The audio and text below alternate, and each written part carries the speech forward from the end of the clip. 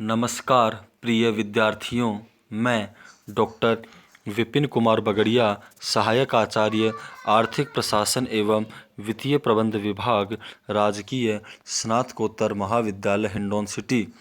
प्रिय विद्यार्थियों, पिछले वीडियो में हमने पूर्ण प्रतियोगिता बाजार, एकाधिकार, विभेदात्मक एकाधिकार के बारे में अध्ययन किया।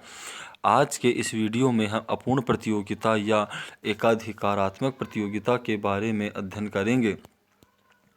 एकाधिकारात्मक प्रतियोगिता की धारणा का प्रतिपादन प्रोफेसर एडवर्ड एच चैम्बरलिन द्वारा 1983 में किया गया 1933 में किया गया तथा सन 1933 में ही श्रीमती जॉन रॉबिन्सन ने अपूर्ण प्रतियोगिता के सिद्धांत का प्रतिपादन किया था। इन दोनों दृष्टिकोणों में कुछ अंतर था, परंतु एकाधिकारात्मक प्रतियोगिता या अपूर्ण प्रतियोगिता का एक ही अर्थ प्रयुक्त किए जाते हैं। वास्तव में एकाधिकारात्मक प्रतियोगिता तथा अपूर्ण प्रतियोगिता एक ही अवस्था है। सामान्य शब्दों में एकाधिकारात्मक प्रतियोगिता का अभिप्राय बाजार की उस अवस्था से है जिसमें बहुत से विक्रेता होते हैं, परंतु उनकी वस्तुओं में इतना विभेद पाया जाता है कि एक दूसरे की अपूर्ण स्थानापन्न वस्तु होती है। दूसरे शब्दों में एकाधिकारात्मक प्रतियोगिता बाजार की वह अवस्था होती है जिसमें किसी वस्तु के बहुत से विक्रेता होते हैं, परंतु उन सब वस्तुओं में एक दूसरे की वस्तुओं से कुछ न कुछ भेद अवश्य होता है, जिसमें वह एक दूसरे की वस्तुओं के लिए अपूर्ण प्रतिस्थापन वस्तुएं सिद्ध होती हैं। वह उपभोक्ताओं के मस्तिष्क में एक दूसरे से भिन्न होती हैं।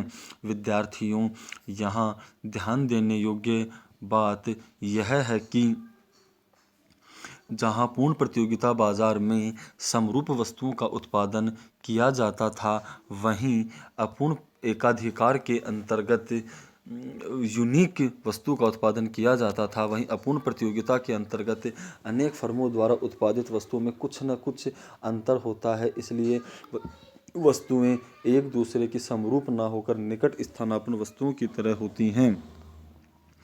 स्टोनियर तथा हेग के अनुसार अपूर्ण प्रतियोगिता की दशा में अधिकांश उत्पादकों की वस्तुएं उनके प्रतिद्वंदियों की वस्तुओं से बहुत मिलती जुलती होती हैं। प्रोफेसर रिचर्ड एच लेफ्टविच के अनुसार एकाधिकारात्मक प्रतियोगिता के बाजार में एक विशेष प्रकार की वस्तु के अनेक विक्रेता होते हैं और प्रत्येक विक्रेता की वस्तु किसी न किसी रूप में दूसरे विक्रेता की वस्तु से अलग होती है। जब विक्रेताओं की संख्या इतनी ज़्यादा होती है कि एक विक्रेता के कार्यों का उस पर कोई स्पष्ट प्रभाव नहीं पड़ता है, तो उद्योग एकाधिकारात्मक प्रतियोगिता का उद्योग बन जाता है। निष्कर्ष रूप से यह कहा जा सकता है कि एकाधिकारात्मक प्रतियोगिता में बहुत से विक्रेता होते हैं, वस्तु असमान तथा मूल्य अलग अलग होता है।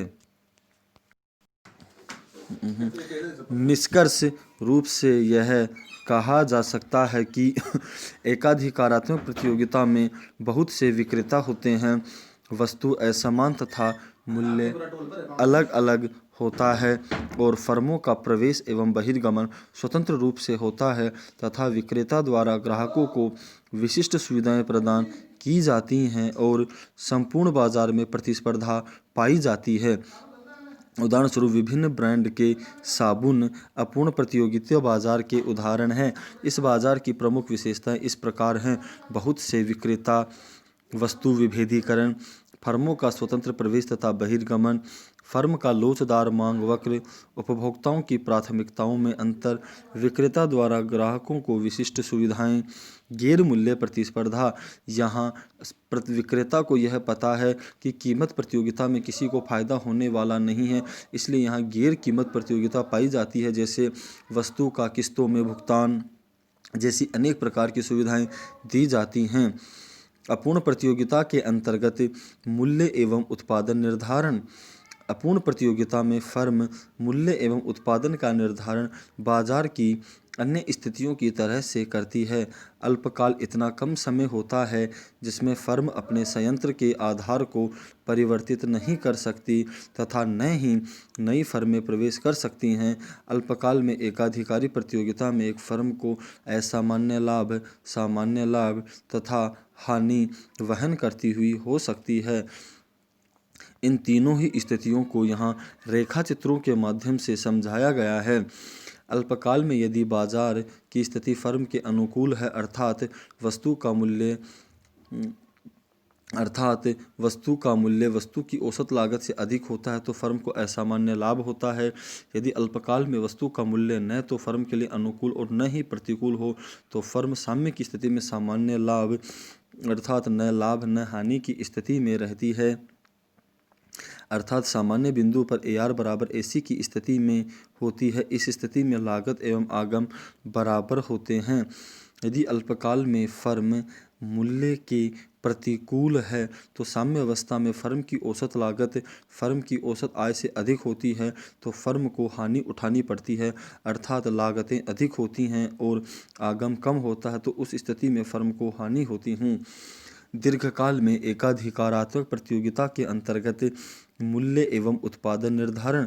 दीर्घकाल इतना लंबा काल होता है जिसमें एकाधिकारात्मक प्रतियोगिता की स्थिति में कार्यशील फर्में उत्पादन के सभी साधनों में इच्छित परिवर्तन कर सकती है अर्थात कोई भी फर्म उत्पादन के पैमाने को बढ़ा सकती है तथा संयंत्र के किसी वांछित आकार का निर्माण कर सकती है। सामान्यतया एकाधिकारात्मक प्रतियोगिता की स्थिति में फर्म का प्रवेश खुला होने पर फर्म की साम्य की स्थिति में फर्म असामान्य लाभ तथा सामान्य लाभ कमाती है। प्रवेश अवरुद्ध होने पर दीर्घकाल में असामान्य लाभ कमाती है तथा प्रवेश खुला होने पर वह असामान्य लाभ तथा सामान्य लाभ कमाती है। प्रवेश खुला होने पर फर्म का साम्य अपूर्ण प्रतियोगिता या एकाधिकारात्मक प्रतियोगिता की स्थिति में फर्मों का उद्योग में प्रवेश एवं बहिर्गमन खुला है तो समायोजन प्रक्रिया का परिणाम यह होगा कि दीर्घकाल में असामान्य लाभ तथा सामान्य लाभ कमाने की स्थिति में रहती हैं। प्रवेश अवरुद्ध होने पर एकाधिकारात्मक प्रतियोगिता में फर्मों का प्रवेश अवरुद्ध होने पर मुख्य रूप से असामान्य लाभ कमाती है क्योंकि इसमें लागतें कम होती हैं और आगम अधिक होता है तो उस स्थिति में असामान्य लाभ ही कमाती है। यहाँ ध्यान देने योग्य बात यह है कि जहाँ पूर्ण प्रतियोगिता में दीर्घकाल में फर्म को केवल सामान्य लाभ होता है, एकाधिकारी को केवल लाभ होता है, वहीं अपूर्ण प्रतियोगिता में प्रवेश अवरुद्ध होने पर केवल असामान्य लाभ होगा जबकि प्रवेश खुला होने पर असामान्य लाभ या सामान्य लाभ हो सकता है।